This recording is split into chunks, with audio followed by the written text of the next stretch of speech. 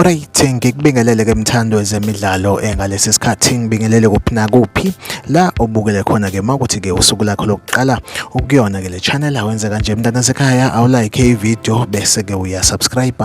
kuyona ke i-channel ungaphinde ke uciphize notification bell ukuze uthole ama notification ke uma kukhona ke i-video sifakayo. Sikubhekela ke nje ama transfer umazi ke akhona ke kuyona ke i-Betway Premiership sokubhekela lapha ke kuzona ezimnyama i-Orlando Pirates ke imemezele ke indaba ezokuthi ke umqeqeshi uJose Rivero engathi ke isizini yakhe yokugcina umqeqeshi ke kulona ke ibhakabhaka umthombo ngaphakathi ekulona ke ibhakabhaka uveza ke indaba ke zokuthi engathi ke iOrlando Pirates isisorted engomqeqeshi Orlando Pirates ke kuthiwa ke lapha ke uFatlu David kuthiwa ke impela ke uyabuya uza kuzona ke ezimnyama lapha ke uFatlu